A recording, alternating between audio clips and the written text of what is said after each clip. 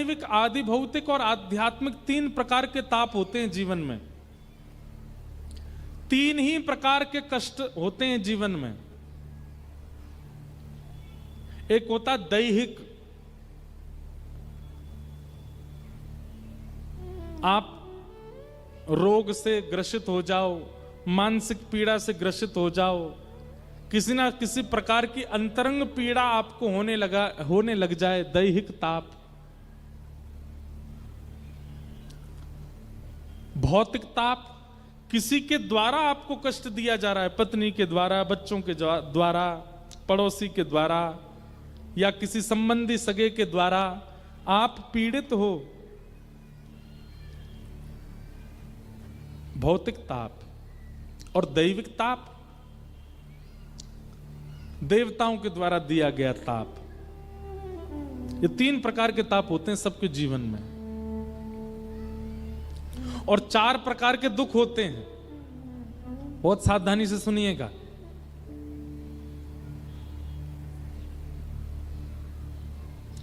काल, कर्म, स्वभाव और ईर्ष्या, ये 4 प्रकार के दुख हैं।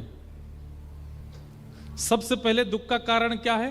काल, समय। कई बार आप कुछ गलत नहीं करते, आपने कुछ गलत नहीं किया, लेकिन आपका समय अपने आप खराब आ जाता है। आपको याद है कि मैंने कुछ ऐसा बुरा तो किया नहीं, मैंने किसी का बुरा तो चाहा नहीं, मैंने सबका भला ही भला किया, फिर भी मेरे साथ बुरा क्यों हो रहा है? तो कई बार समय का दुख आता है। अच्छा, ये दुख सबके जीवन में आएगा, चाहे मैं हूं, चाहे आप हो, चाहे कोई भी हो। समय खराब एक बार सबका आता है। वो बात अलग है, किसी का पहले आ जाता है, किसी का बीच में आता है, किसी का अंत में आता है, आता सबका है। और महाभारत जी तो कहती हैं कि 5 बार आएगा समय खराब पूरे जीवन में। इनको कहते हैं पंचाग्नि। आपके जीवन में पंचाग्नि, 5 बार इतना भयावह समय आएगा कि आप टूट जाओगे। सोच लीजिए अभी तक कितने आ चुके हैं। 1 आध 2 ही आए हैं तो फिर आपको चिंता होनी चाहिए, अभी 3 और आने वाले हैं। लेकिन एक बात हम कह दें, हम ये बोल तो रहे हैं, आपको चिंता में डालने के लिए नहीं बोल रहे हैं, चिंतन में डालने के लिए बोल रहे हैं।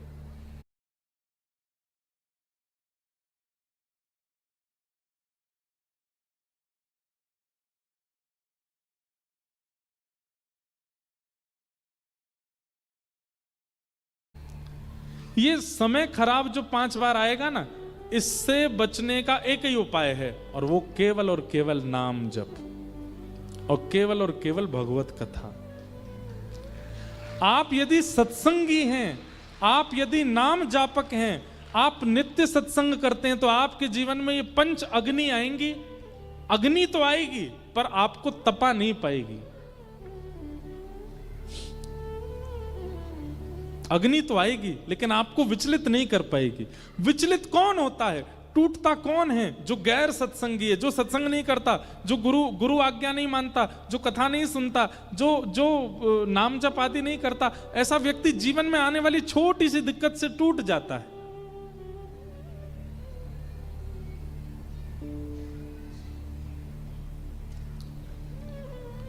एक भैया सुबह उठ करके रोने लगे। मैंने कहा क्या हो गया? रात भर सो नहीं पाया। क्यों नहीं सो पाए? एसी नहीं चल रहा था हमारा। ये गैर सत्संगी के साथ ही होता है। सत्संगी व्यक्ति को तो पंखा में ही नींद आ जाएगी।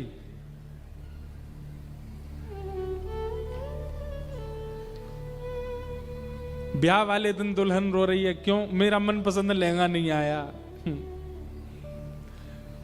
लेकिन सत्संगी होगी तो उसको सामान्य सी पोशाक में भी आनंद आ जाएगा।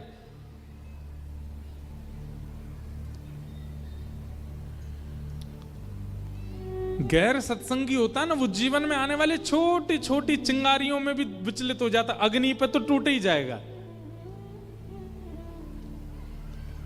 5 बार सबके जीवन में अग्नि आएगी। सोचिएगा कब आई थी। जब आप बिल्कुल विचलित हो गए थे, बिल्कुल परेशान हो गए थे, कोई राह नहीं दिख रही थी, और यदि 1-2 बार ऐसा हो चुका है तो अभी 3 बार और होना है, और उन 3 बारों के लिए एक ही उपाय है, ठाकुर जी के नाम का आश्रय और कथा का आश्रय ले लो, सत्संग का आश्रय ले लो। फिर क्या होगा पता है, वो पंच अग्नि आएगी तो सही, पर आपको उसका अनुभव नहीं होगा, वो आपको विचलित नहीं कर पाएगी, वो आपको तोड़ नहीं पाएगी।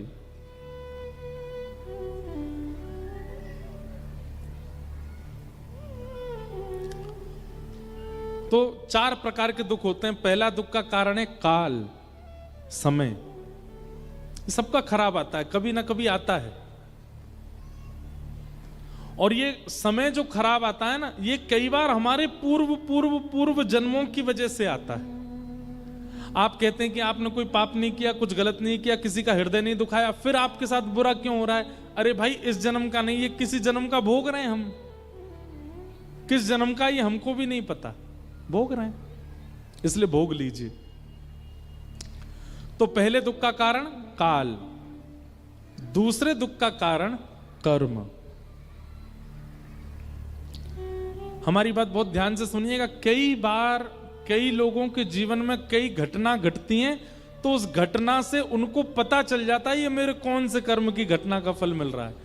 हाँ, 4 साल पहले मैंने ऐसा ऐसा किया था, उसी वजह से हो रहा है मेरे साथ। 5 साल पहले मैंने ऐसा ऐसा किया था किसी के साथ में, ये उसी वजह से हो रहा है। मैंने एक ब्राह्मण का हृदय दुखाया था, मैंने एक के साथ थोड़ा पाप किया था, मैंने एक के साथ थोड़ा छल किया था, इसलिए ऐसा हो रहा है। ये कौन सा दुख है? कर्म का दुख।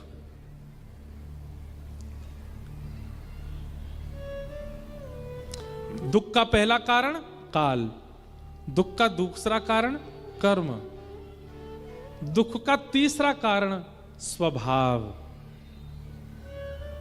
कई लोग होते हैं, उनका ना तो काल खराब है ना कर्म खराब है, लेकिन फिर भी दुखी हैं।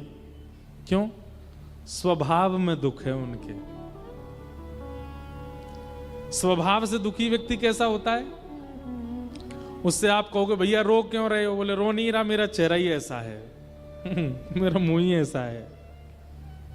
दुखी ही रहेंगे, सुस्ती सी बनी रहेगी, 24 घंटा नीचे हाथ मुंह फुलाए, हिलते डुलते भी नहीं है, देखते भी नहीं है। घर में शादी ब्याह हो रही है तो भी कुछ नहीं कर रहे, दूर बैठे केवल नाखून खा रहे हैं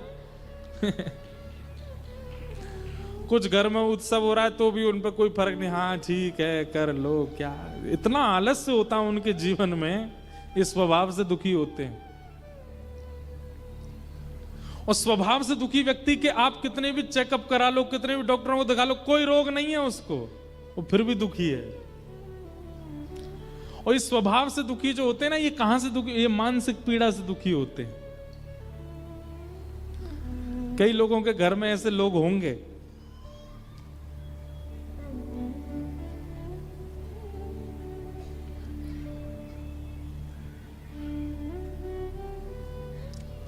मानसिक रोग, ये स्वभाव से दुखी। एक सासू मां अपनी बहू पे चिल्लाने लगी। बहू बोली क्या हो गया? तुमने दाल में नमक ज्यादा डाल दिया। गुस्सा कर रही थी और पीती जा रही हैं दाल की कटोरी, गाली देती जा रही, और लाके दे, इसमें थोड़ी सी और दे। बहू कह रही है जब बुरी लगी तो फिर क्यों पी रही हो? नहीं नहीं दे थोड़ी सी, मैं हींग वगैरह चेक कर रही हूँ, थोड़ी सी ला दे, इसमें डाल थोड़ी सी। नमक बहुत क्या करें, कुछ सिखाया नहीं, थोड़ी और दे, थोड़ी सी और दे, इसमें कर। गुस्सा भी करते जा रहे, पाते भी जा रहे। ये स्वभाव से दुखी लोग हैं। अगले दिन बहू ने बहुत अच्छी रसोई बनाई, अगले दिन सासू मां को पवाया तो फिर गुस्सा हो गए। सासू मां अब क्या हो गया? आज दही बहुत अच्छी, आज कढ़ी बहुत अच्छी, सब कुछ बहुत बढ़िया बना है, फिर आप गुस्सा क्यों हो रही? कल तूने क्यों बिगाड़ा था? तू अच्छा बनाना जानती है, फिर कल क्यों बिगाड़ा तेने? इस स्वभाव से दुखी लोग हैं। इनको कोई सुखी नहीं कर सकता, ये सदा दुखी ही रहते हैं, क्योंकि इनको मानसिक पीड़ा होती है।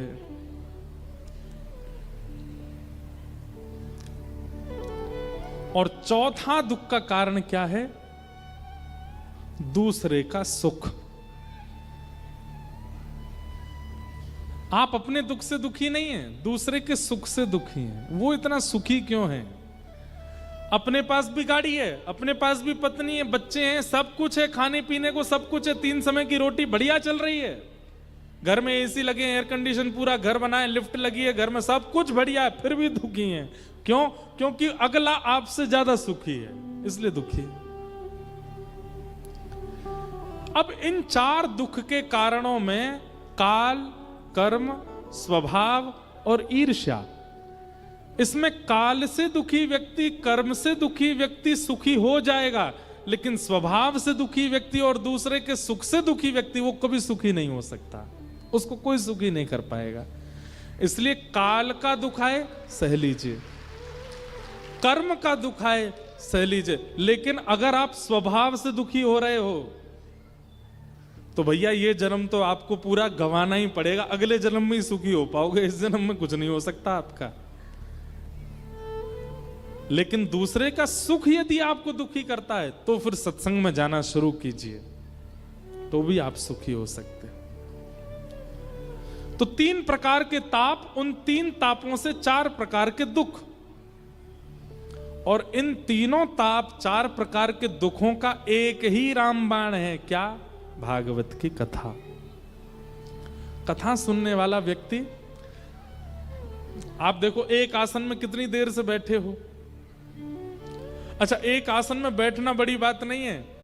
हरे कृष्णा। श्री श्री रुक्मिणी द्वारकाधीश मंदिर का निर्माण कार्य अपने अंतिम चरण में है। भगवान के लिए इतनी देर से फोन ना चलाना ये बहुत बड़ी बात है। आप योगा कर लेते हो, आप योगा कर लेते हो, एकादशी व्रत कर लेते हो, आदि आदि ये सब कर लेते हो, ये इतनी बड़ी बात नहीं है। पर आप देख रहे हो 3:30 बजे से हम बैठे हैं, आपने फोन को हाथ नहीं लगाया, ये कितनी बड़ी बात है। जिस फोन को देखे बगैर एक चल नहीं, एक सेकंड नहीं रह पाते, उसको देखे बिना आप कितनी देर से, किसके प्रभाव से? कथा के प्रभाव से। जो कथा आपको विषय से पिछले 3 घंटे के लिए इतना दूर कर चुकी है, वो कथा यदि संपूर्ण जीवन में आ जाए तो विषय पूरे जीवन से दूर हो जाएगा, वो जीवन में आ ही नहीं सकता। वैद्यं वास्तवमत्र वस्तु शिवदं